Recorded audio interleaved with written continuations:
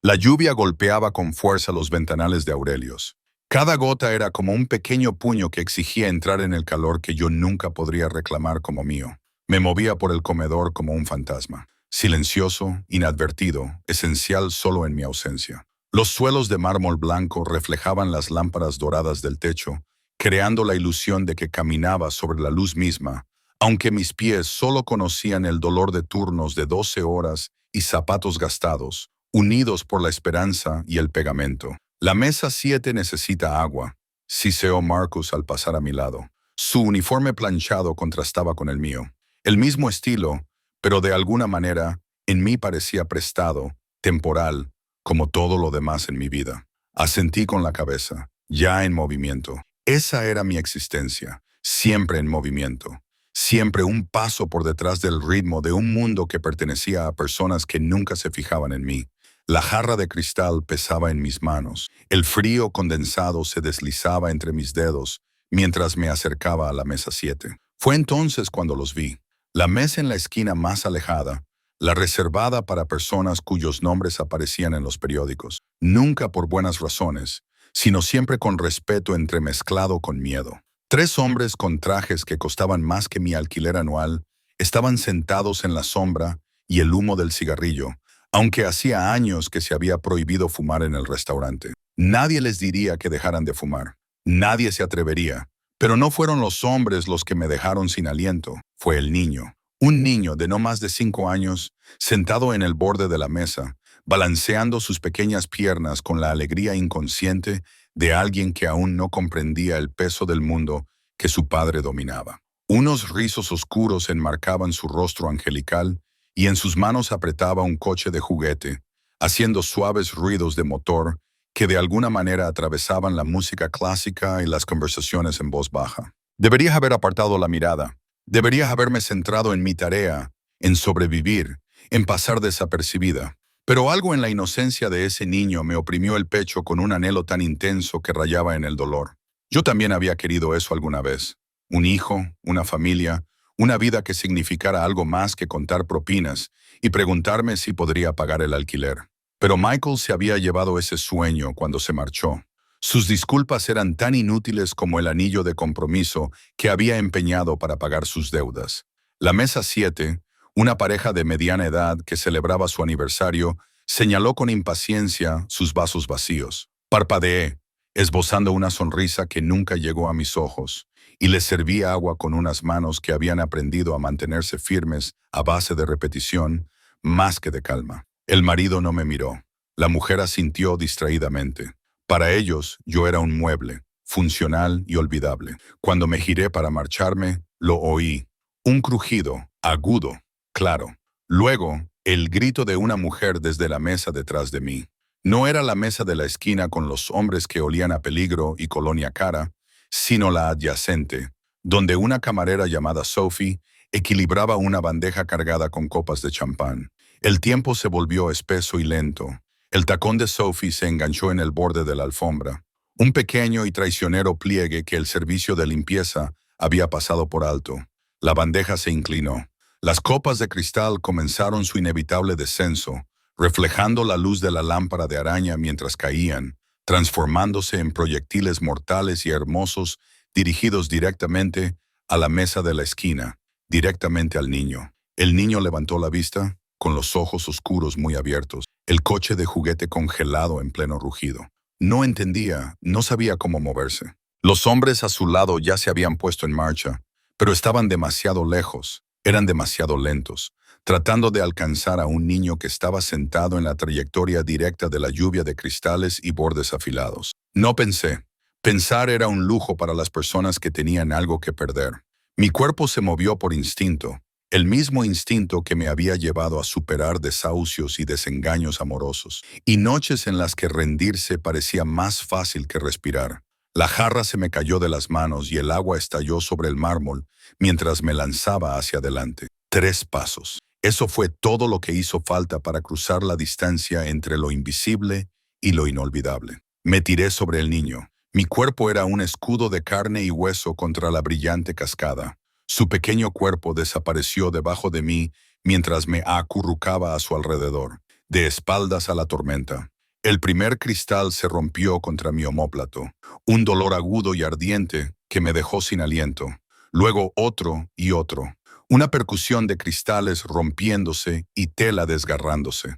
Sentí como el champán empapaba mi uniforme, mezclándose con algo más cálido. Sangre, probablemente la mía, definitivamente mía. El niño debajo de mí gritaba ahora, pero sus gritos quedaban amortiguados contra mi pecho, y yo lo abrazaba con más fuerza, absorbiendo cada impacto, cada beso afilado de cristales rotos que se clavaban en mi espalda como una constelación de agonía. Luego silencio, pero no un silencio verdadero. El restaurante estalló en gritos y exclamaciones, sillas arrastrándose, pies pisoteando, pero la lluvia de cristales había terminado. Yo permanecí inmóvil, encorvado sobre el niño, con el cuerpo temblando por la adrenalina y la conmoción. No te muevas. La voz provenía de arriba, grave y oscura como la medianoche, con un acento que suavizaba las consonantes y agudizaba las vocales hasta convertirlas en algo casi lírico. Italiano, me dijo inútilmente mi cerebro confuso. Mateo, ¿estás herido? El niño Mateo gimió contra mí, pero logró decir en voz baja. No, papá. Papá, Dios mío, ¿qué había hecho? ¿En qué me había metido? Unas manos me agarraron por los hombros, con firmeza pero con cuidado, evitando el peor de los daños. Mírame, ordenó la voz, y a pesar de todos mis instintos de supervivencia, que me gritaban que corriera, que me escondiera, que desapareciera, levanté la cabeza. El hombre arrodillado a mi lado me robó el aliento que me quedaba tras el golpe contra el cristal.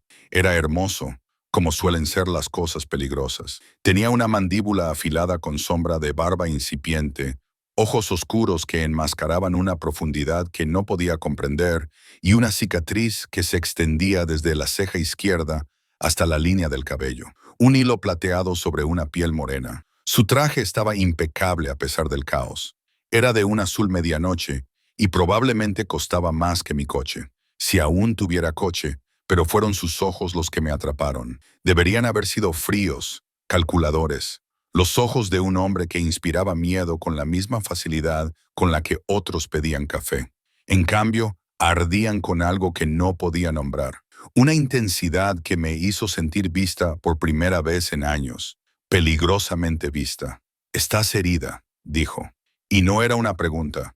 Su mirada recorrió mi rostro, bajó hasta donde el cristal sobresalía de mi hombro como una grotesca joya y algo cambió en su expresión. Un destello de ira tan profundo que hizo que el aire crepitara. «Estoy bien», susurré, aunque ambos sabíamos que era mentira. «Él está bien». Mateo, sabía su nombre. Esos ojos oscuros se agudizaron, se centraron en mí con una atención que me hizo sentir como si me estuvieran diseccionando. ¿Cómo sabía su nombre? Te oí, simplemente te oí. Mis palabras se entremezclaron, torpes e inadecuadas. Todo dolía, todo estaba mal. Había roto la primera regla de la supervivencia. Nunca llamar la atención. Papá, ella me salvó. Mateo se había escabullido de debajo de mí. Sus pequeñas manos alcanzaban mi rostro con una ternura que me hacía arder los ojos. El cristal iba a golpearme, pero ella saltó. El hombre, papá, permaneció completamente inmóvil, con la mano aún sobre mi hombro, y podía sentir la tensión que irradiaba como el calor del asfalto. A nuestro alrededor, el restaurante contenía la respiración. Sophie lloraba en algún lugar, disculpándose con cualquiera que la escuchara. Marcus había aparecido con el botiquín de primeros auxilios, pero se quedó paralizado a 1 metro de distancia, sin atreverse a acercarse a la mesa de la esquina sin permiso. El permiso del hombre cuyo hijo yo había salvado, al hijo de quien había tocado sin preguntar. «¿Cómo te llamas?», preguntó. Y había algo en su tono que dejaba claro que no era una petición que pudiera rechazar. «Elena», logré decir. «Elena Santos. Elena». Lo repitió lentamente, saboreando cada sílaba. Y, de alguna manera, mi nombre se convirtió en algo completamente diferente en su boca. Algo precioso y peligroso, y de su exclusiva propiedad. Soy Dante Moretti. El nombre cayó como una piedra en el agua, con ondas que se extendían hacia afuera. Vi cómo la comprensión se reflejaba en los rostros que nos rodeaban. El personal de seguridad que llevaba más tiempo que yo trabajando allí.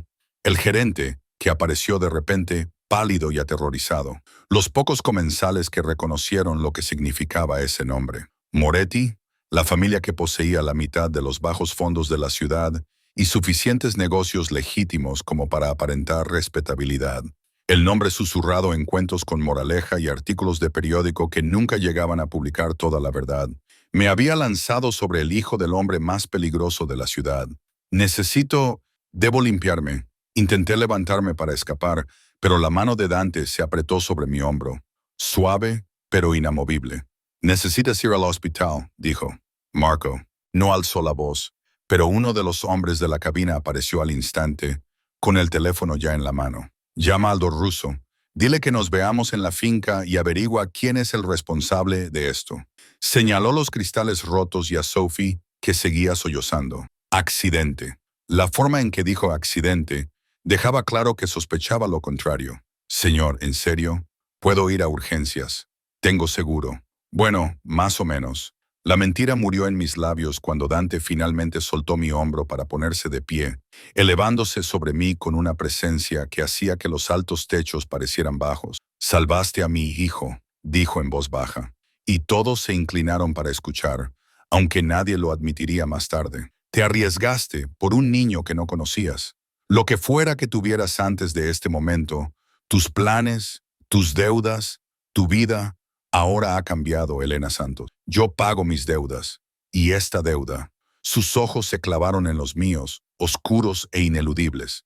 Pasaré todo el tiempo que sea necesario para saldar la deuda. Debería haber sonado como gratitud.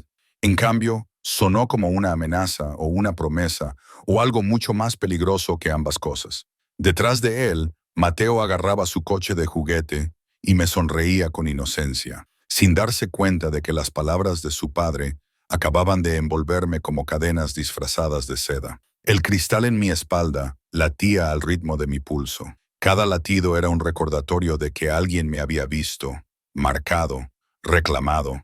Alguien cuyo interés podía ser más fatal que la indiferencia. Dante extendió su mano para ayudarme a levantarme y yo la miré fijamente. Dedos elegantes, un reloj de platino que reflejaba la luz, un único anillo con un escudo que no reconocí.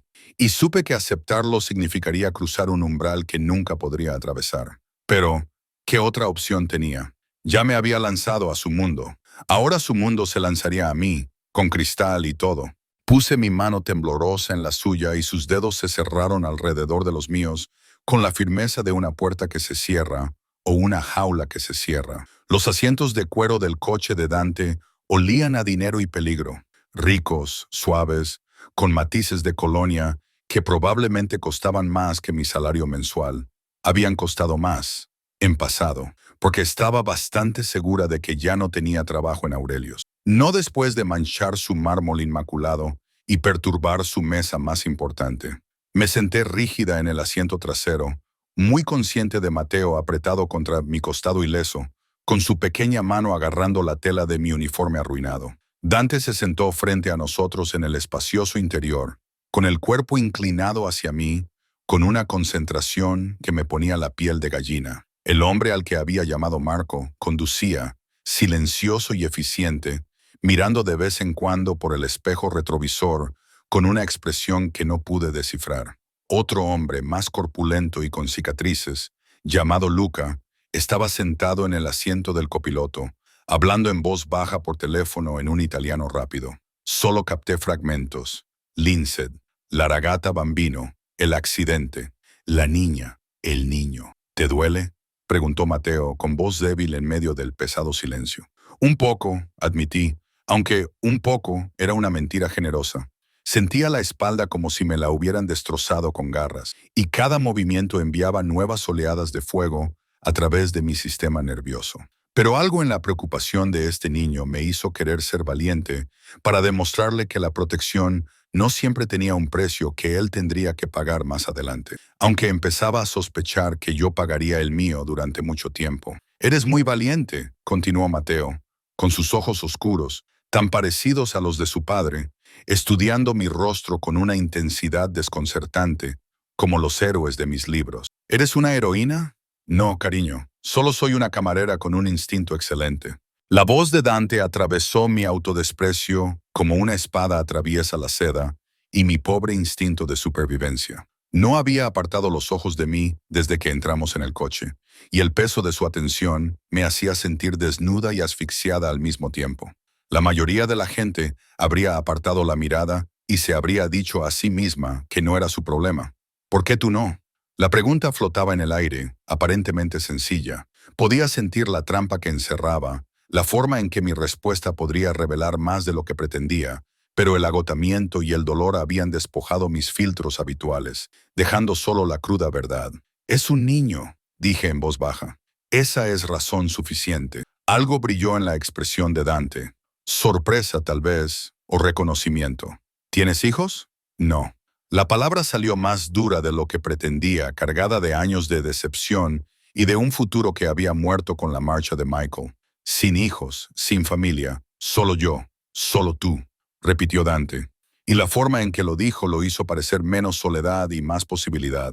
Nadie se preocupará por tu ausencia esta noche. Las implicaciones de esa pregunta me revolvió el estómago. Debería llamar a mi casero, decirle que volveré a retrasarme con el alquiler. Tu alquiler está pagado. Dante sacó su teléfono y escribió algo con rápida eficiencia.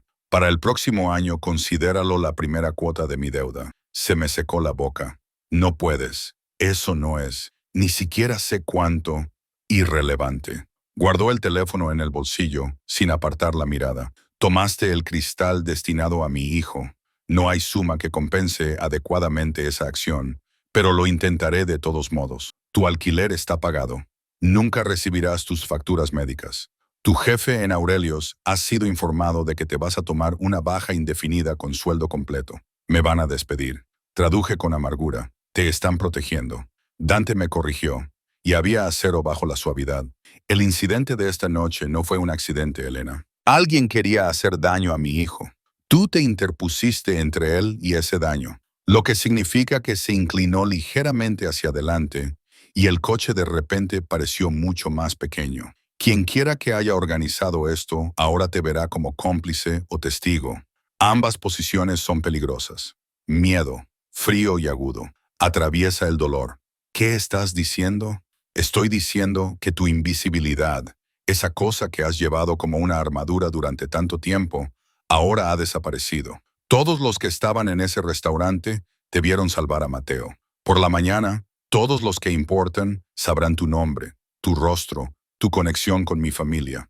Apretó la mandíbula. No puedo devolverte tu anonimato, pero puedo darte mi protección. La pregunta es si eres lo suficientemente inteligente como para aceptarla. El coche atravesó unas puertas que se abrieron automáticamente, dejando al descubierto un camino bordeado de setos bien cuidados y cámaras de seguridad camufladas como luces de jardín. La finca que se extendía más allá parecía sacada de una revista que yo no podía permitirme. Arquitectura moderna, suavizada por elementos clásicos italianos, todo piedra y cristal, y elegancia del viejo mundo trasplantada al exceso del nuevo mundo. Era una fortaleza disfrazada de casa, y me estaban invitando a entrar.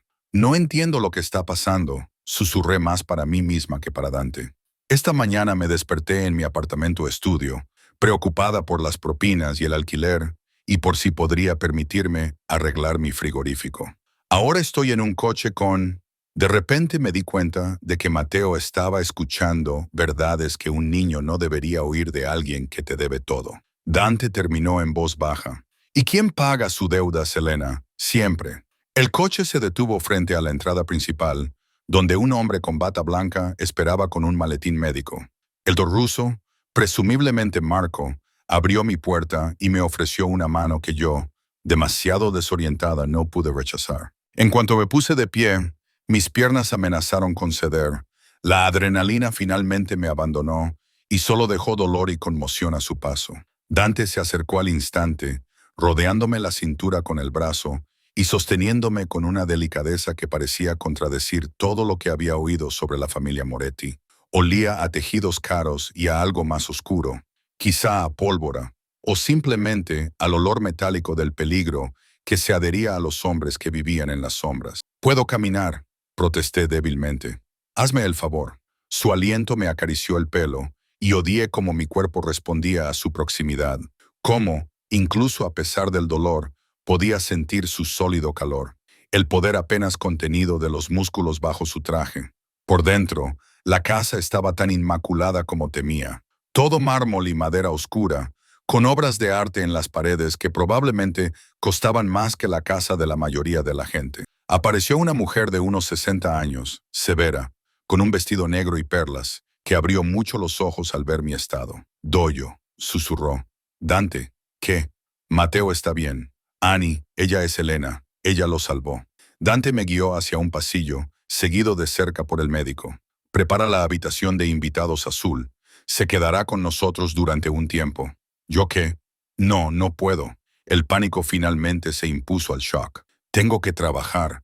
¿Qué tienes? Dijo Dante, conduciéndome a una habitación que parecía una suite de hotel de lujo. Tienes múltiples laceraciones, posiblemente cristales incrustados en la espalda, y un shock que te golpeará como un tren de mercancías en unos 10 minutos. Lo que necesitas es atención médica y descanso. Discute conmigo mañana, cuando ya no estés sangrando.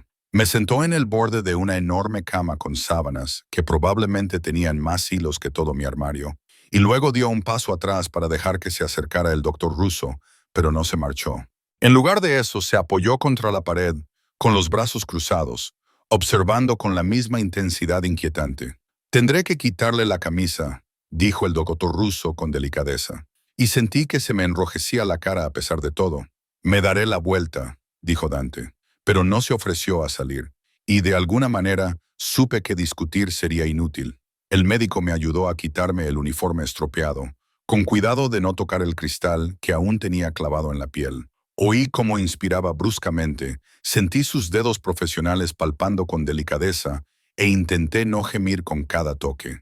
15 laceraciones, informó el doctor Russo, presumiblemente a Dante. 3 fragmentos de cristal aún permanecían incrustados en el tejido. Tienes suerte. Ninguno ha dañado nada vital, pero le quedarán cicatrices. Haz que sean lo más pequeñas posible. La voz de Dante era plana, controlada, pero percibí algo más debajo. Una rabia apenas contenida. Lo que necesites, los especialistas que sean necesarios. Haré todo lo posible, le aseguró el médico. Esto te dolerá, me advirtió. Tengo que extraer el cristal antes de poder suturar. Asentí con la cabeza, agarrándome al borde de la cama, y traté de prepararme para el dolor que sabía que sería insoportable. En cambio, sentí unos dedos cálidos envolver los míos. Dante se había movido sin hacer ruido, y ahora estaba arrodillado junto a la cama, con su mano envolviendo la mía con una delicadeza sorprendente. Mírame, me ordenó suavemente, no lo que está haciendo, a mí. Lo miré a los ojos, esos ojos oscuros e insondables que guardaban secretos y pecados que no podía imaginar, y traté de encontrar algo a lo que aferrarme mientras el médico comenzaba su trabajo. Háblame de ti, Elena Santos, dijo Dante, acariciando con el pulgar pequeños círculos en el dorso de mi mano, una distracción que necesitaba desesperadamente. ¿De dónde eres? De aquí, jadeé cuando se desprendió el primer trozo de cristal y sentí un dolor agudo en el omóplato. Nací en la ciudad, en la zona este. Mis padres... Me interrumpí, respirando con dificultad. Tus padres, me animó, apretándome con más fuerza. Muertos, en un accidente de coche cuando tenía 19 años. Desde entonces vivo sola. Las palabras me salieron con más facilidad de lo que esperaba, impulsadas por el dolor y por esos dedos que me acariciaban y que, de alguna manera, hacían que confesarme me resultara seguro. Me pagué los estudios en la universidad pública. Lo dejé cuando se me acabó el dinero. Desde entonces he trabajado de camarera. Y antes de esta noche, ¿qué querías? Su pregunta era extraña, íntima, formulada como si mi respuesta le importara. Quería... Me mordí el labio mientras salía otro fragmento. Las lágrimas que me negaba a derramar ardían detrás de mis ojos. Quería ser alguien importante, alguien que la gente recordara. Estúpido, ¿verdad? La chica que quería ser invisible quería ser vista. No es estúpido, dijo Dante en voz baja. Es universal. Todos queremos ser importantes, Elena, solo que lo hacemos de manera diferente. Yo construí un imperio. Tú salvaste a un niño. ¿Qué crees que la historia juzgará con más benevolencia? La pregunta fue tan inesperada, tan genuina, que casi me echó a reír. ¿Me estás pidiendo que te juzgue? Te estoy pidiendo que me veas, corrigió. ¿En serio? ¿Que te vea? No el nombre ni la reputación, porque yo te veo a ti, Elena, y creo que solo estoy empezando a comprender lo que he encontrado. Sus palabras deberían haberme aterrorizado. En cambio, se posaron sobre mi piel como una marca, marcándome tan claramente como las cicatrices. El doctor Russo estaba cosiendo la herida. Ya está, anunció el médico, aplicando vendajes con falta de práctica. Manténlas limpias y secas. Vuelve dentro de una semana para una revisión. Y dudó, mirando a Dante. Intenta no moverte demasiado durante los próximos días. Los puntos necesitan tiempo para fijarse. No irá a ninguna parte, le aseguró Dante, levantándose con fluida elegancia. Gracias, Antonio. Marco te acompañará a la salida. El médico recogió sus cosas y se marchó, dejándome sola con Dante en una habitación que de repente me pareció demasiado pequeña y demasiado grande a la vez. Me senté en el borde de la cama, solo con mi sujetador y los pantalones del uniforme, con vendajes cubriendo mi espalda, sintiéndome más expuesta que nunca en mi vida. Dante se acercó a una cómoda y sacó lo que parecía una camisa de seda cara. Levanta los brazos, me indicó. Puedo vestirme sola. Hazme el favor. Se arrodilló ante mí de nuevo, ayudándome a meter los brazos en las mangas con un cuidado que me dejó sin aliento. Sus dedos abrocharon los botones lentamente, sus nudillos rozaban ocasionalmente mi clavícula, y cada caricia parecía deliberada, posesiva. ¿Por qué haces esto?, susurré. ¿Por qué te preocupas tanto? Sus manos se detuvieron en el último botón, y me miró tan de cerca que pude ver los destellos dorados de sus ojos oscuros. Pude sentir el calor de su aliento en mi cuello. «Porque saltaste», dijo simplemente, sin dudar, sin saber quiénes éramos, sin calcular el coste. Simplemente saltaste. ¿Sabes lo raro que es eso, Elena? La verdadera generosidad. He pasado mi vida rodeado de gente que calcula cada movimiento, cada palabra, cada respiración. Y entonces tú, una mujer a la que nunca había visto, te tiraste sobre cristales rotos por mi hijo.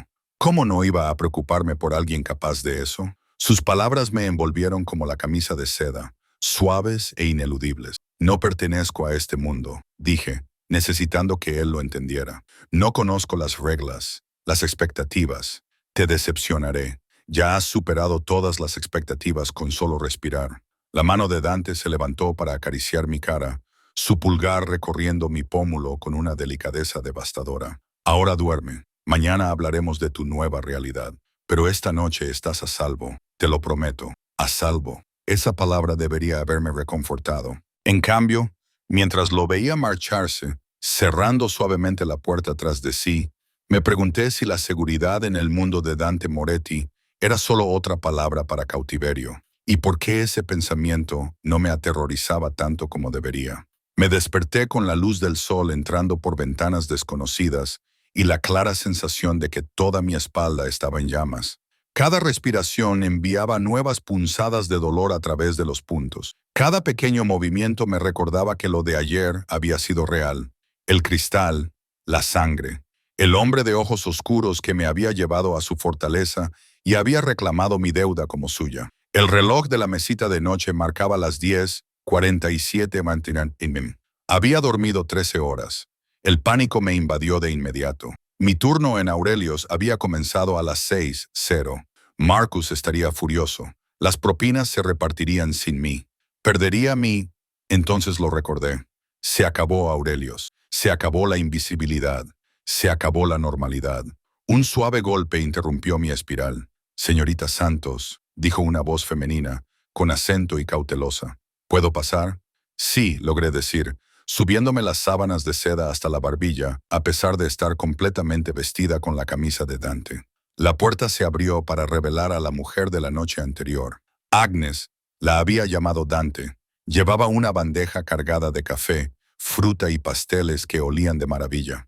Su expresión severa de ayer se había suavizado ligeramente, aunque el cansancio aún persistía en sus ojos. «El señor Moretti me ha pedido que le traiga el desayuno», dijo, colocando la bandeja en la mesita de noche con eficiencia. «Y que le informe de que el doctor Russo vendrá esta tarde a revisarle los vendajes». Vaciló y luego añadió: «También me ha pedido que le enseñe el armario que ha traído esta mañana». «¿El armario?», repitió estúpidamente. Agnes se acercó al armario y lo abrió, dejando al descubierto lo que debía de ser ropa por valor de miles de dólares. Vaqueros, vestidos, ropa informal, todo en lo que parecía ser mi talla exacta. Los zapatos se alineaban en el estante inferior, desde zapatillas deportivas hasta tacones que nunca me atrevería a llevar. ¿Cómo lo hizo? ¿Cuándo lo hizo? No pude terminar la pregunta, demasiado abrumada por las implicaciones. El señor Moretti es muy eficiente cuando está debidamente motivado, dijo Agnes con sequedad. Hizo que su gente trabajara toda la noche. Todo debería quedarte bien, pero si hay que hacer algún ajuste, el sastre puede volver. Se dirigió hacia la puerta y luego se detuvo. Ha pedido verte cuando estés lista. Pero no hay prisa, dijo. Casi sonrió. Ha estado preguntando por ti cada hora desde el amanecer. Mateo también. El chico está muy interesado en ti. Después de que se marchara, me senté en la enorme cama, mirando el armario lleno de ropa que no había pedido, comiendo pasteles que no me había ganado, en una casa en la que no pertenecía. Todo en mí gritaba que huyera, que cogiera mi uniforme arruinado y saliera por la puerta. Al diablo con las consecuencias. Pero las palabras de Dante de la noche anterior resonaban en mi mente. Alguien quería hacer daño a mi hijo. Te interpones entre él y ese daño. Si tenía razón, si lo de anoche no había sido un accidente, entonces irme podría ser lo más peligroso que podría hacer. Me habían visto, marcado, conectado con los Moretti, quisiera o no. Esa idea debería haberme aterrorizado. En cambio, me sentí casi aliviado por ser importante. Incluso si ser importante significaba peligro, ser visto, incluso si ser visto significaba cautiverio. Dios, ¿qué me pasaba? Me duché con cuidado, manteniendo las vendas secas, tal y como me habían indicado. Luego me vestí con unos vaqueros y un jersey suave que me quedaba perfecto, porque por supuesto, me quedaba perfecto. Dante Moretti no hacía nada a medias, ni siquiera vestir a la mujer que había salvado a su hijo. Agnes me encontró vagando por el pasillo con aire perdido. Está en su estudio, dijo, señalando unas puertas dobles al final del pasillo. La tercera puerta a la izquierda. Solo llama. El estudio olía a cuero y puros caros. Todo era madera oscura y estanterías del suelo al techo, llenas de volúmenes en varios idiomas. Dante estaba sentado detrás de un enorme escritorio, con papeles esparcidos ante él y el teléfono pegado a la oreja. Hablaba en italiano rápidamente, con un tono seco y peligroso. Pero en cuanto me vio en la puerta, su actitud cambió por completo. Terminó la llamada a mitad de frase. Elena. Rodeó el escritorio con esa elegancia depredadora que aceleró mi pulso. ¿Cómo te encuentras? Como si me hubieran utilizado como alfiletero, admití. Pero viva, gracias a tu médico, gracias a tu propia resistencia. Me estudió con una intensidad inquietante, fijándose en la ropa, en la forma en que me encorvaba ligeramente para proteger mi espalda. Te queda bien. No deberías haberlo hecho, empecé a decir, pero él levantó una mano. Ya hemos establecido que pago mis deudas. La ropa es una pequeña parte. Señaló una silla de cuero frente a su escritorio. Siéntate, por favor. Tenemos que hablar de lo que va a pasar ahora. Me senté con cuidado en la silla, muy consciente de su mirada, siguiendo cada gesto, cada respiración entrecortada. Dijiste que lo de anoche no fue un accidente. No lo fue. Dante volvió a su asiento, pero en lugar de centrarse en los papeles, su atención se centró por completo en mí. La mujer que dejó caer las gafas, Sophie, llevaba 3 años trabajando en Aurelio sin incidentes. Anoche recibió una llamada telefónica 30 minutos antes de su turno. Después, parecía distraída, nerviosa. Entonces ocurrió el accidente, justo en el momento en que mi atención estaba dividida. Apretó la mandíbula. Alguien le pagó para que creara una distracción. Las copas estaban destinadas a causar el caos, a hacer que mis hombres reaccionaran, a alejarlos de Mateo. Lo que no previeron fue tu presencia. Se me secó la boca. ¿Quién querría hacer daño a una niña? Mucha gente quiere hacerme daño, Elena. Mateo es simplemente la forma más eficaz de hacerlo. Se recostó en su silla y por primera vez vi cansancio en sus ojos. Me he ganado enemigos en mi trabajo. Rivales que piensan que matar a mi hijo debilitaría mi posición, enviaría un mensaje, iniciaría una guerra. No se equivocan. Si le hubiera pasado algo a Mateo, dejó la frase en el aire, pero la oscuridad de su expresión completó la frase con una violencia que no quería imaginar. ¿Y Sophie? Pregunté en voz baja. Ha sido interrogada. Afirma que un hombre amenazó a su hija si no cooperaba. Ahora lo estamos buscando. El tono de Dante sugería que el futuro de ese hombre sería breve y desagradable. Pero eso no es asunto tuyo. Tu preocupación es comprender que al involucrarte en esta situación, te has convertido en parte de ella. Las personas que orquestaron lo de anoche saben que interferiste.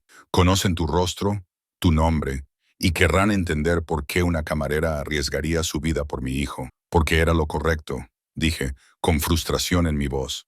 No todo es un cálculo, una estrategia. Lo sé. Su interrupción fue suave, casi gentil. Eso es lo que te hace peligrosa, Elena. Tu bondad en un mundo construido sobre la crueldad calculada. Te hace impredecible. Te hace... Hizo una pausa, buscando las palabras. Valiosa. La forma en que dijo valiosa me hizo sentir como una mercancía que se está tasando, y lo odié. Entonces, ¿qué soy? ¿Una prisionera? ¿Una testigo? ¿Alguien a quien proteger? ¿Cuál es exactamente mi papel en tu mundo, señor Moretti? Dante, me corrigió, y tú eres lo que quieras ser, pero lo serás aquí, bajo mi protección, hasta que la amenaza sea neutralizada. ¿Cuánto tiempo llevará eso? Su sonrisa era tan afilada que podría haber hecho sangre. El tiempo que sea necesario. Un golpe en la puerta interrumpió cualquier respuesta que pudiera haber dado. Marco entró sin esperar permiso, con expresión sombría. Jefe, tenemos un problema. La familia Calabresi solicita una reunión. Dicen que es sobre lo de anoche. Todo el cuerpo de Dante se tensó y vi la transformación en tiempo real. El hombre casi amable que me abrochaba la camisa se convirtió en otra persona completamente diferente. Alguien frío, letal, esculpido en mármol y malicia. Cuando su voz podría haber congelado las llamas esta noche. Terreno neutral. Afirman ser inocentes. Quieren negociar la paz antes de que esto se agrave. ¡Qué conveniente! Dante se abrochó la chaqueta del traje con movimientos precisos y bruscos. Diles que me reuniré con ellos en el almacén a las 8. Prepara las precauciones habituales. Su mirada se posó en mí y dispón seguridad adicional para la casa. Nadie se acerque a menos de 100 metros de Elena o Mateo sin autorización. Jefe. Marco dudó, mirándome. ¿Deberíamos trasladarla a un lugar seguro? Si la familia Calabresi sabe de ella, no lo saben, dijo Dante con rotundidad. Todavía no, y pretendo que siga siendo así. Se queda aquí, donde puedo garantizar su seguridad. Después de que Marco se marchara, el silencio se extendió entre nosotros, denso de cosas no dichas. Por fin encontré mi voz. Vas a reunirte con las personas que podrían haber intentado matar a tu hijo. Yo voy a reunirme con personas que quieren hacerme creer que no tuvieron nada que ver con ello, corrigió Dante. Queda por ver si dicen la verdad o si están tendiendo otra trampa.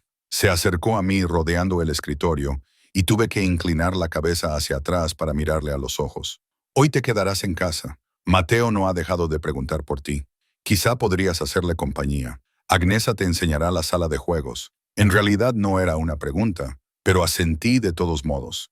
Y esta noche, mientras tú estás en esa reunión, esta noche te quedarás encerrada en esta casa con suficiente seguridad como para proteger a un jefe de Estado, y confiarás en que sé lo que hago. Extendió la mano y me acarició la mandíbula con una ternura insoportable. No dejaré que te pase nada, Elena. Has salvado a mi hijo. Eso hace que sea tuya y que yo te proteja. ¿Mía?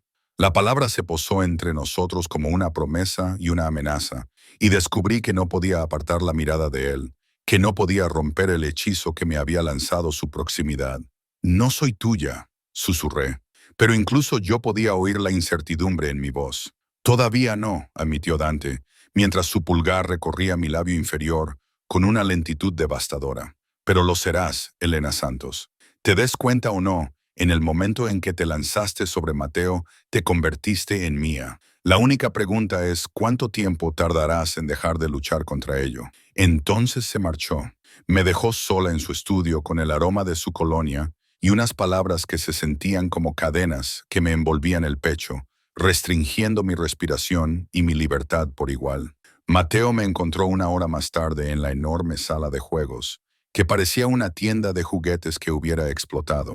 Se abalanzó sobre mí con el entusiasmo que solo un niño de 5 años puede tener, y yo lo cogí con cuidado, pendiente de mi espalda. «¿Estás aquí?», exclamó, con sus manitas enmarcando mi cara. Papá dijo que te quedarías con nosotros. ¿Te quedarás para siempre?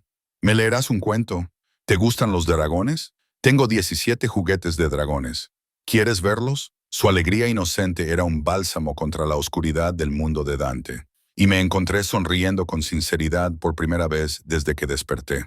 Enséñame todo, le dije, dejando que me arrastrara hacia su colección. Pasamos la tarde construyendo torres con bloques y representando elaboradas batallas entre dragones y caballeros. Mateo no paraba de hablar, contándome cosas sobre su colegio, sus amigos, su nona que vivía en Italia y le enviaba galletas que sabían a sol. Me preguntaba por mi vida con la curiosidad sin filtros de la infancia, y yo me veía obligada a editar cuidadosamente mis respuestas, convirtiendo mi solitaria existencia en algo apto para los oídos de un niño. ¿Tienes mamá?, preguntó de repente, y la pregunta me impactó más de lo que esperaba. No, cariño, mi mamá murió cuando yo era pequeña. Yo también, dijo solemnemente.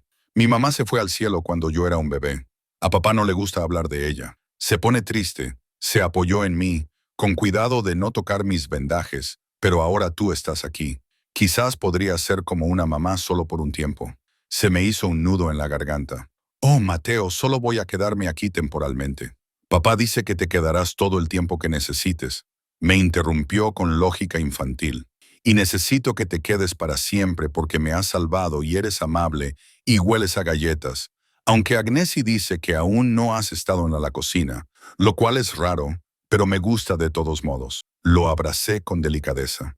Este niño inocente, atrapado en un mundo peligroso sin tener culpa alguna, y comprendí con una claridad repentina y aterradora por qué Dante quemaría la ciudad para protegerlo, y también comprendí por qué me había lanzado contra el cristal sin dudarlo. Algunas almas exigían protección. Mateo era una de ellas. La pregunta era si sobreviviría al ser arrastrada a la órbita del sol oscuro de la familia Moretti, o si ardería antes de poder escapar. Mientras Mateo se dormía apoyado en mi hombro, con su dragón de juguete agarrado en una mano, miré por la ventana de la sala de juegos hacia los terrenos que se extendían debajo. Hermosos, cuidados y patrullados por hombres con armas ocultas bajo trajes caros. Una jaula dorada seguía siendo una jaula, pero Dios me ayudó.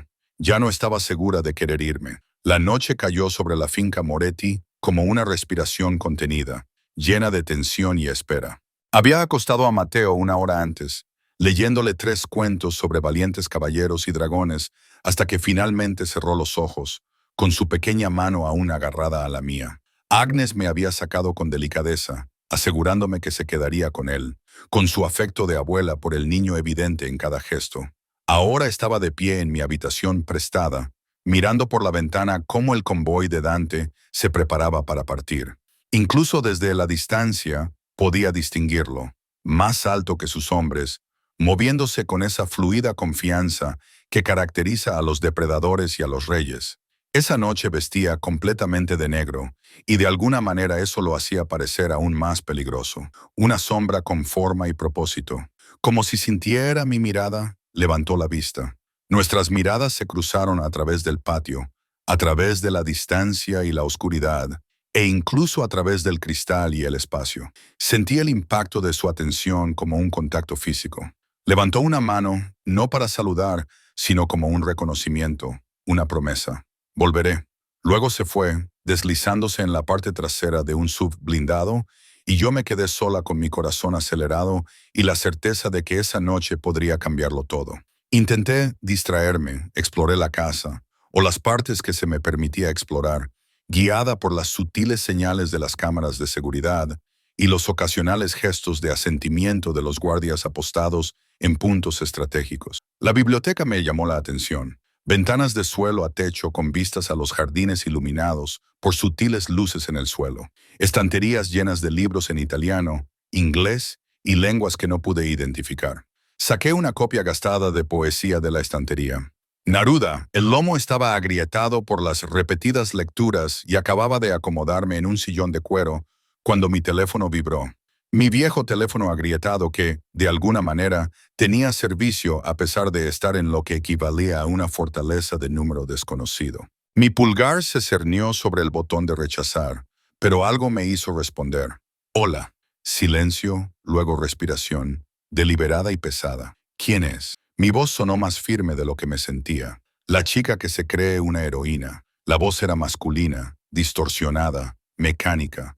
Deberías haberte mantenido invisible, pequeña camarera. Ahora eres una complicación. El hielo inundó mis venas. No sé de qué estás hablando.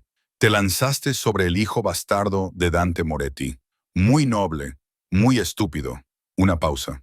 ¿Te dijo lo que les pasa a las complicaciones en nuestro mundo? Desaparecen. Elena Santos. Dejan de existir. Y ninguna protección de Moretti podrá salvarte una vez que te conviertas en un problema mayor que tu valor. La línea se cortó. Me quedé paralizada. El teléfono temblaba en mi mano. Los poemas de amor de Nuda quedaron en el olvido. Sabían mi nombre. Tenían mi número. Podían localizarme incluso aquí, en la fortaleza de Dante, rodeada de sus guardias y sus promesas. No dejaré que te pase nada.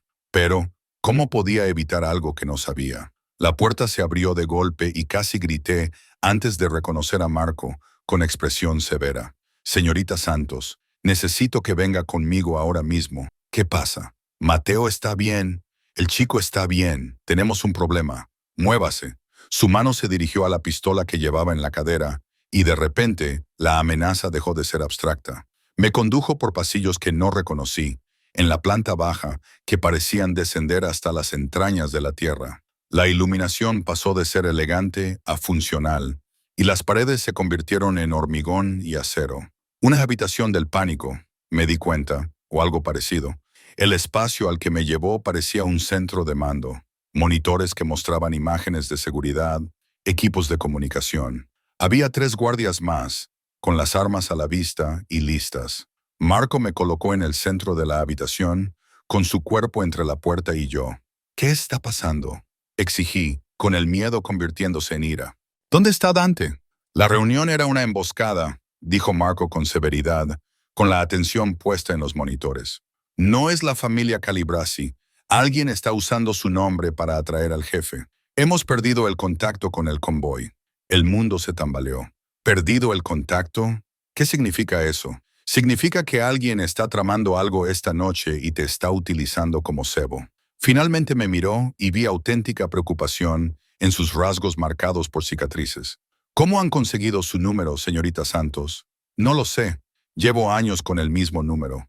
No es... Entonces recordé la llamada. Alguien me había llamado hacía 10 minutos. Sabían mi nombre, sabían lo que hacía para Mateo. Dijeron que era una complicación que tenía que desaparecer. Marco apretó la mandíbula. Tu teléfono, dámelo ahora. Se lo entregué con dedos temblorosos, observando cómo le quitaba la batería con torpeza. Te estaban rastreando. Probablemente hackearon tu teléfono después de que dieras tu información al hospital o la sacaran de los registros de empleados del restaurante. Se volvió hacia uno de los otros guardias. Revisa la casa. Si tenían su teléfono, quizá tuvieran más. Los minutos se alargaron hasta convertirse en eternidades.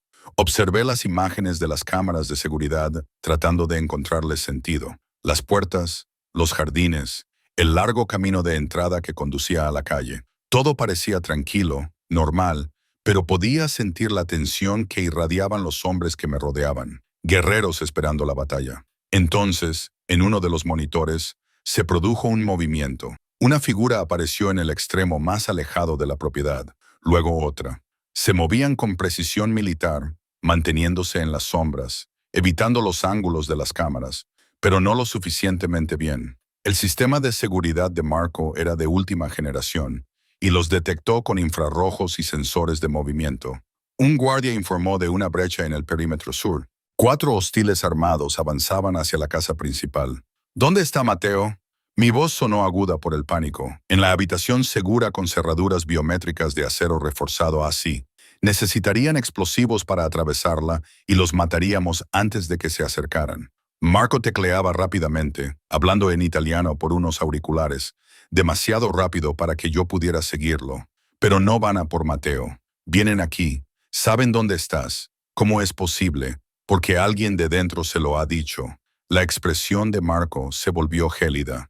Tenemos un traidor. Las luces se apagaron. Las luces de emergencia se encendieron de inmediato, bañándolo todo con una inquietante luz roja. Oí gritos, el estruendo de disparos en la distancia, y de repente la mano de Marco se posó en mi brazo, arrastrándome hacia otra puerta. Te trasladamos a una ubicación secundaria. Quédate cerca. No hagas ruido. Y si te digo que corras, corre. ¿Entendido? Asentí, demasiado aterrorizada para hablar. La puerta se abrió a un túnel, un auténtico túnel subterráneo, y echamos a correr. Marco delante, dos guardias detrás, nuestros pasos resonando en las paredes de hormigón. Más disparos sobre nosotros, ahora más cerca, y el olor acre del humo comenzando a filtrarse por la ventilación. ¿Cuánto tiempo tardará Dante en llegar? Jadeé. Está a 10 minutos, quizá menos si está infringiendo todas las normas de tráfico de la ciudad, lo cual probablemente esté haciendo. Marco me empujó hacia una esquina y de repente nos encontramos ante otra puerta. Esta requería su huella dactilar y un escáner de retina, pero 10 minutos son una eternidad en un tiroteo. La puerta daba a un garaje lleno de vehículos, todos negros, todos blindados, todos listos para salir. Marco me empujó hacia un todoterreno, pero antes de que pudiéramos alcanzarlo, la entrada más alejada explotó hacia adentro en una lluvia de hormigón y acero. 3 hombres salieron del humo, con las armas en alto, y reconocí la fría profesionalidad de las personas que matan para ganarse la vida. Marco y sus guardias respondieron al fuego inmediatamente, y el espacio cerrado amplificó el sonido hasta que me zumbaron los oídos y no pude pensar ni respirar. Sube al coche. Marco me empujó con fuerza y tropecé hacia el todoterreno, con la espalda gritando de dolor mientras abría la puerta. Una mano me agarró del brazo. Mano equivocada, agarre equivocado. Demasiado brusco, demasiado violento. Me giré y me encontré con un hombre de mirada muerta y una pistola apuntándome a la sien. «Dejad de disparar o ella muere», gritó en un inglés con acento. Los disparos cesaron al instante. Marco se quedó paralizado, con el arma aún levantada, pero inútil. Su expresión era asesina. «No queréis hacer esto. No tenéis ni idea de lo que Moretti os hará si le hacéis daño. Moretti está muerto, o lo estará pronto», dijo el hombre con tono seco. «Y esta chica vale más viva que muerta por ahora. Es nuestro seguro, nuestro billete para salir de este lío. No contábamos con que la heredera de Moretti tuviera un ángel de la guarda», dijo mientras apretaba la pistola con más fuerza contra mi cráneo. «Soltad las armas, todos, o pintaré estas paredes con su cerebro». Nunca había visto a Marco tan indeciso, pero ahora la vacilación se reflejaba en su rostro. Conocía a su jefe, sabía lo que Dante querría que hiciera, salvar a la mujer a cualquier precio, pero también era un soldado que entendía de estrategia. «Hazlo», dije en voz baja. «Marco, tira las armas». «Señorita Santos, hágalo». Mi voz se quebró. «No voy a morir esta noche por orgullo. Tíralas». El arma de Marco cayó al suelo con estrépito, seguida de las demás. El hombre que me sujetaba sonrió, y era la sonrisa de alguien que ya había ganado. «Chica lista, ahora vas a caminar conmigo muy tranquilamente, y si intentas hacer algo heroico como hiciste con el mocoso, te dispararé en las rodillas y te arrastraré. ¿Entendido?» Asentí con la cabeza y él comenzó a tirar de mí hacia atrás, hacia la entrada destruida. Crucé la mirada con Marco por última vez y vi la promesa en sus ojos. «Te encontraremos». Y entonces me arrastraron hacia el humo y la oscuridad. Afuera, una furgoneta esperaba con el motor en marcha. Había 2 hombres más dentro y me arrojaron a la parte trasera como si fuera carga, golpeándome la cabeza contra el suelo con tanta fuerza que vi las estrellas. La puerta se cerró de golpe y la furgoneta se puso en marcha. A través del zumbido en mis oídos, oí al primer hombre hablar por teléfono. «Tenemos a la chica, la nueva mascota de Moret. Dile al jefe que la llevaremos al almacén». Una pausa. «Sí, el que está junto al muelle, donde se suponía que íbamos a encontrarnos con él esta noche». Una risa fría. «Veamos cuánto vale realmente para él su hijo Salvador». Yacía en el frío suelo metálico, con la espalda en llamas y la cabeza palpitando, y comprendí con terrible claridad lo que Dante había querido decir con lo de las deudas. Me debía una por salvar a Mateo, pero ahora yo también le había costado algo. Influencia, debilidad, una vulnerabilidad que sus enemigos podrían explotar. La pregunta era si consideraría que valía la pena salvarme o si simplemente me convertiría en otra complicación que debía desaparecer. La furgoneta tomó una curva cerrada y yo rodé contra la pared, con un dolor explosivo en mis heridas apenas curadas. Pero no grité, no les di esa satisfacción. Si iba a morir esa noche, no sería como una víctima. Sería como la mujer que se había lanzado contra un cristal por un niño que no conocía. Y tal vez, solo tal vez, eso bastaría para significar algo en este mundo oscuro en el que había tropezado, aunque nadie volviera a saber mi nombre. El almacén apestaba a aceite y agua salada. Años de comercio marítimo empapaban el hormigón que había sido testigo de acuerdos hechos y rotos, vidas intercambiadas como moneda de cambio. Me habían atado a una silla en el centro del vasto espacio, nudos profesionales lo suficientemente apretados como para doler, pero sin cortar la circulación, y me dejaron bajo la vigilancia de un solo guardia, mientras los demás se preparaban para la llegada de Dante. Porque él vendría, todos lo sabíamos. La pregunta era si vendría a salvarme o a limpiar un desastre. «Estás muy tranquilo», observó el guardia, fumando un cigarrillo cerca de un pilar manchado de óxido. Era más joven que los demás, tal vez de unos 25 años, con una cicatriz que le dividía la ceja. La mayoría de la gente en tu situación estaría llorando, suplicando, orinándose encima.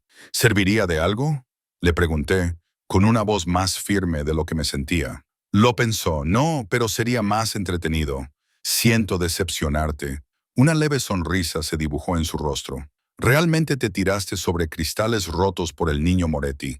No fue solo propaganda. No fue propaganda. Fue instinto. Me moví ligeramente, probando las cuerdas, y un dolor agudo me atravesó la espalda. El maltrato me había desgarrado algunos puntos. Podía sentir el calor de la sangre fresca empapando el suéter que me habían prestado. Tiene 5 años. No debería pagar por los pecados de su padre. Ninguno de nosotros debería hacerlo, dijo el guardia en voz baja, con algo inquietante parpadeando en sus ojos. Pero lo hacemos de todos modos. Así funciona este mundo. Dio una larga calada. Por si sirve de algo, les dije que esto era un error. Moretti no negocia cuando se trata de su hijo o de alguien relacionado con él. Vendrá aquí como la ira de Dios y todos pagaremos el precio. Entonces, ¿por qué te quedas? Porque ya estoy muerto. Todos lo estamos. Desde el momento en que nos alistamos en esta guerra, aplastó el cigarrillo con el talón. Pero quizá tú no lo estés. Quizá, si eres inteligente, me contarás todo lo que has visto aquí. Dale nombres, caras, detalles. Puede que sea lo único que te mantenga con vida después de esta noche. Antes de que pudiera responder, la puerta principal se abrió de golpe. No fue la entrada sutil de los profesionales. Era la entrada de alguien que quería que se supiera, se temiera y se sintiera su llegada. Dante Moretti entró en el almacén, rodeado de una docena de hombres armados, e incluso desde el otro lado del vasto espacio podía sentir la furia que irradiaba como el calor de un horno. Tenía el traje rasgado en el hombro. La sangre suya o de otra persona salpicaba su camisa, pero se movía con un propósito depredador. Cada paso era deliberado, controlado, letal. Sus ojos me encontraron inmediatamente, y algo en su expresión me dejó sin aliento. No era alivio, todavía no, sino reconocimiento, posesión. Lo mío, decía esa mirada, y tú has tomado lo que es mío. El hombre que me había apuntado con la pistola a la cabeza, su líder, según deduje, salió de las sombras, más viejo, canoso, con la confianza curtida de alguien que había sobrevivido décadas en este negocio. Moretti, me alegro de que puedas unirte a nosotros, Russo. La voz de Dante podría haber congelado la sangre. Tienes 30 segundos para liberarla antes de que queme todo lo que amas. Sigues siendo tan dramático. Tu padre estaría decepcionado. Russo sonrió, pero la sonrisa no le llegó a los ojos. La chica está prácticamente ilesa, aunque tengo entendido que mis hombres fueron un poco bruscos durante la extracción. Mis disculpas. 20 segundos. Hablemos como hombres civilizados. Dante, tú tienes algo que yo quiero. Información sobre las operaciones de la familia Calibrasi en el distrito portuario. Tú me das eso y yo te doy a la chica. Todos se alejan. 15 segundos. Dante no se había movido. No había sacado un arma, pero todos los hombres de su contingente tenían las armas en ristre. Y tú estás contando tu vida en esos segundos, Russo. Elige sabiamente cómo los gastas. Estás fanfarroneando. No arriesgarás su vida. El disparo resonó antes de que nadie pudiera pestañear, y el guardia que estaba fumando, el joven con la ceja marcada, cayó con un agujero perfecto en la frente. Había estado buscando su arma, revelando su movimiento una fracción de segundo antes de tiempo. Dante ni siquiera lo había mirado. Sus ojos permanecieron fijos en Russo, con el arma ahora visible en su mano, el cañón aún humeando ligeramente en el aire frío. 10 segundos. Y eso no fue un disparo de advertencia. Fue una demostración. El próximo atravesará tu cráneo a menos que Elena sea liberada inmediatamente. El almacén estalló en caos. Los hombres de Russo sacaron sus armas. Los hombres de Dante respondieron de la misma manera. Y de repente, me encontré en medio de un enfrentamiento con suficiente potencia de fuego como para derribar el edificio.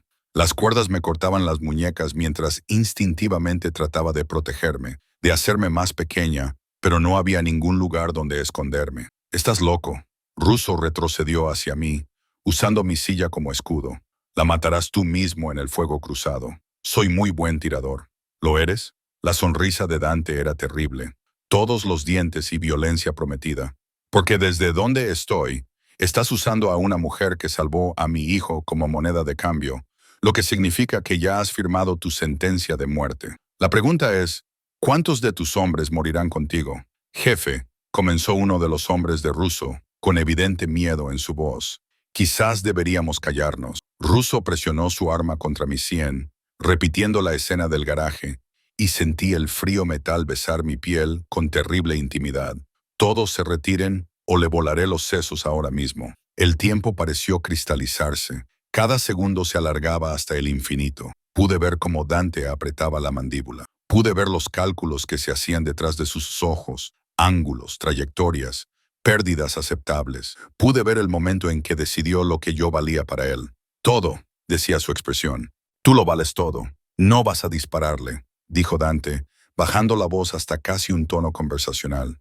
«Porque en el momento en que lo hagas, no habrá negociación, ni piedad, ni muerte rápida.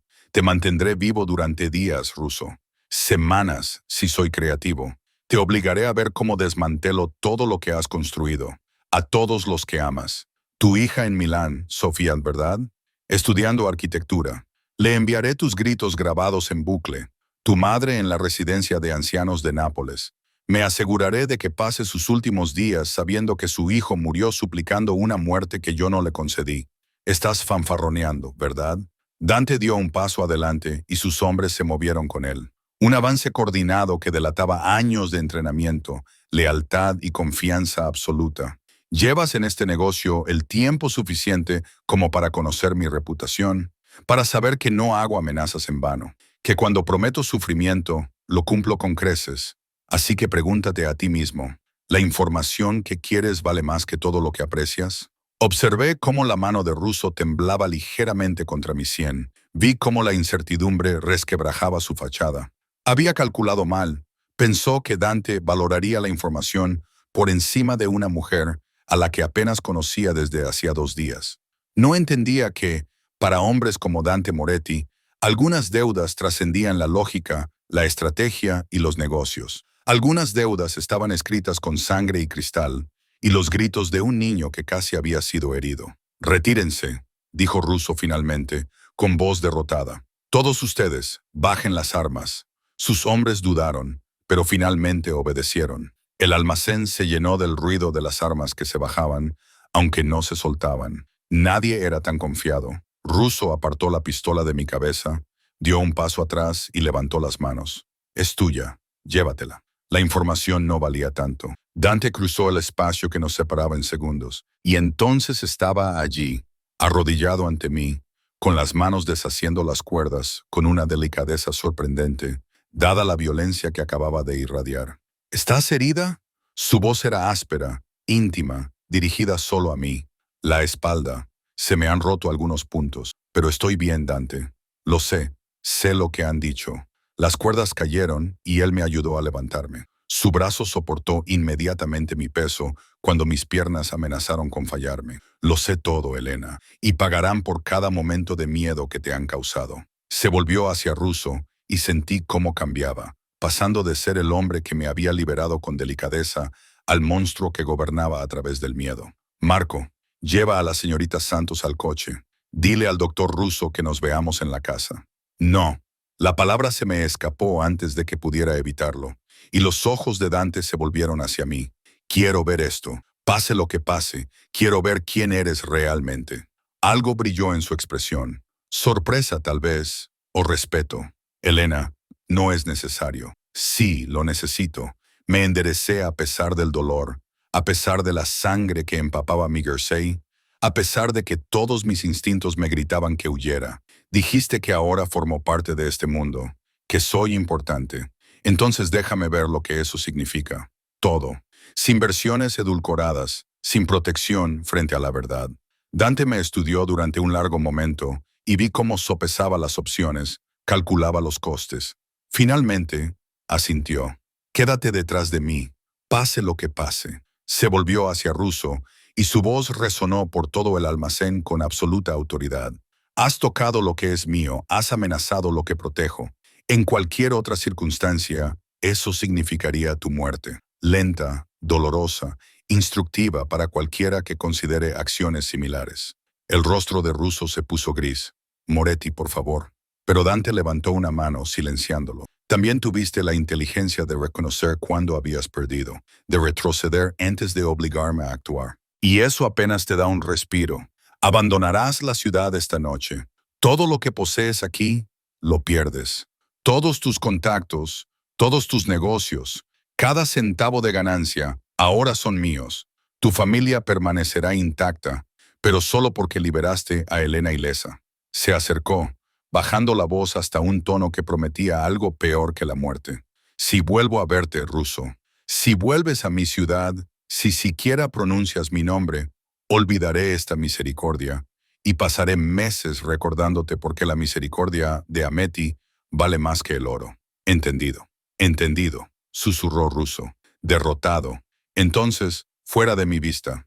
Russo y los hombres que le quedaban huyeron, buscando las salidas como ratas de un barco que se hunde. En cuestión de minutos, el almacén quedó vacío, excepto por Dante, sus hombres y yo. El silencio era ensordecedor después de tanta violencia. Dante se volvió hacia mí y vi el agotamiento en sus ojos. La adrenalina se desvaneció para revelar a un hombre que había envejecido años en una sola noche. Deberías haber dejado que Marco te llevara al coche, dijo en voz baja. Probablemente. Me tambaleé ligeramente y él estuvo allí inmediatamente para sujetarme, pero necesitaba ver para comprender en qué me había metido. ¿Y lo comprendes? Sus brazos me rodearon con cuidado, atentos a mis heridas, y me dejé llevar por su fuerza, porque me resultaba demasiado difícil mantenerme en pie. Entiendo que eres un hombre que cumple sus promesas, que valoras la lealtad por encima de todo, que quemarías el mundo por tu hijo. Levanté la vista hacia él, ese hombre hermoso y peligroso, que de alguna manera se había convertido en mi ancla en 2 días, y que consideraba que yo merecía ser protegida, aunque yo no entendiera por qué.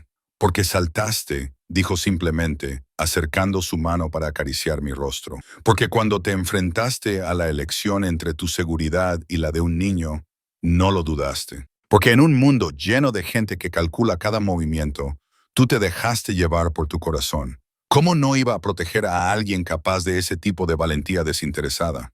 No soy valiente, susurré. Te tengo miedo, le tengo miedo a este mundo, le tengo miedo a lo que significa que ya no quiera irme. Ser valiente y tener miedo no son mutuamente excluyentes, Elena. A menudo son lo mismo. Su pulgar recorrió mi pómulo y vi algo en sus ojos que no me atreví a nombrar. Aún puedes irte, te buscaré un lugar seguro, una nueva identidad. Dinero suficiente para empezar de nuevo. No tienes por qué quedarte en esta oscuridad. La oferta era sincera. Lo notaba en su voz. Me dejaría marchar si se lo pedía. Pero la idea de marcharme, de volver a la invisibilidad, a una vida en la que no importaba, me asfixiaba. ¿Y si quiero quedarme? Me oí preguntar. No porque esté atrapada o tenga miedo, sino porque, por primera vez en mi vida, siento que importo. Como si fuera más que un mueble por el que la gente mira a través. ¿Y si quiero esto? ¿Me quieres?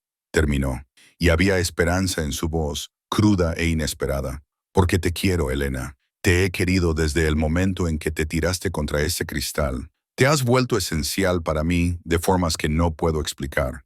No quiero examinarlo demasiado de cerca, pero necesito estar seguro. Este mundo, mi mundo, no es amable. Te pondrá a prueba, te romperá si se lo permites. Y una vez que estés realmente dentro, no hay vuelta atrás. Pensé en mi frío apartamento estudio y en los turnos en Aurelios, donde nadie sabía mi nombre, en una vida medida en propinas y pagos de alquiler, y en una lenta y agobiante invisibilidad. Entonces pensé en la pequeña mano de Mateo en la mía, en su inocente alegría, en la feroz protección de Dante, en la forma en que me miraba, como si yo fuera la luna, haciéndome sentir valorada, vista, necesaria. Estoy segura, dije, y supe que lo decía en serio. Elijo esto, te elijo a ti. La expresión de Dante se transformó. Alivio y posesión, y algo más profundo inundó sus rasgos. Entonces eres mía, Elena Santos, por completo, y yo cuido lo que es mío, me besó. Allí en el almacén, rodeados por sus hombres y los ecos de la violencia, y su beso sabía a promesas escritas con sangre y cristal, sabía a un futuro que nunca había imaginado desear, pero sin el que ahora no podía vivir. Cuando se apartó, apoyó su frente contra la mía. Vamos a casa, no a su casa, sino a casa, como si siempre hubiera pertenecido allí, a su fortaleza, a su vida, a su peligroso y complicado mundo. Y tal vez así fuera. Tal vez desde el momento en que vi a una niña en peligro, mi destino quedó sellado. Tal vez algunas personas están destinadas a chocar en las órbitas de otras, atraídas por una gravedad a la que ninguna puede resistirse.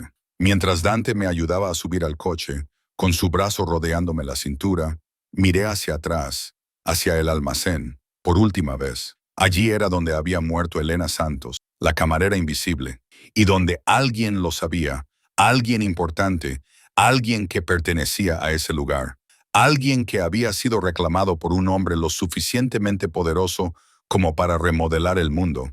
Había nacido, la transformación me había costado sangre y miedo, y cada pedazo de la seguridad a la que una vez me había aferrado. Pero cuando Dante me ayudó a entrar en el coche, y su mano encontró la mía con ternura posesiva, supe que volvería a pagar ese precio. Algunas jaulas merecían la pena, algunos monstruos merecían ser amados, y algunas deudas, las escritas con valentía y sangre, y la feroz protección de la inocencia, nunca podían pagarse por completo, solo podían honrarse para siempre. 3 meses después, estaba de pie en el estudio de Dante, ahora nuestro estudio. Él había insistido, viendo caer la nieve sobre los jardines de la finca a través de los ventanales. Las cicatrices de mi espalda se habían desvanecido hasta convertirse en líneas plateadas, insignias de honor que había aprendido a llevar con orgullo en lugar de vergüenza. La risa de Mateo resonaba en algún lugar de la casa, probablemente en la cocina, donde Agnes le estaba enseñando a hacer galletas como las de Nona. Ahora me llamaba Elena Mama, y cada vez que lo hacía mi corazón amenazaba con estallar. Unos brazos me rodearon por detrás, cuidadosos como siempre con mis cicatrices, y Dante apoyó la barbilla en mi hombro. ¿En qué piensas? ¿En lo diferente que es ahora mi vida? Me recosté en su calor, en la seguridad y el peligro que representaba en igual medida. ¿Cómo pensaba que quería ser invisible? Pero lo que realmente quería era que me viera la persona adecuada. ¿Y soy yo la persona adecuada? Su voz denotaba diversión, pero yo percibí la pregunta genuina que había detrás. Me giré entre sus brazos y me encontré con esos ojos oscuros que habían rondado mis sueños y mis horas de vigilia desde aquella primera noche. Eres la única persona, Dante, la persona por la que me arriesgué, la persona que siempre me cogió cuando caía, prometió y lo selló con un beso que sabía a eternidad. Afuera, la nieve seguía cayendo, cubriendo el mundo de blanco. Pero dentro de la fortaleza de Dante, dentro del hogar que habíamos construido con sangre, coraje y un amor que ninguno de los dos había esperado, todo ardía cálido y brillante. Salté sobre el cristal para salvar a un niño, y al hacerlo, me salvé a mí misma. Algunas historias terminan en tragedia, otras en triunfo. La nuestra terminó en ambas cosas, y en ninguna, y en todo lo que hay entre medias. Un tapiz tejido con oscuridad y luz, violencia y ternura, miedo y amor tan feroz que podía resistir cualquier tormenta, y yo no cambiaría ni una sola cicatriz.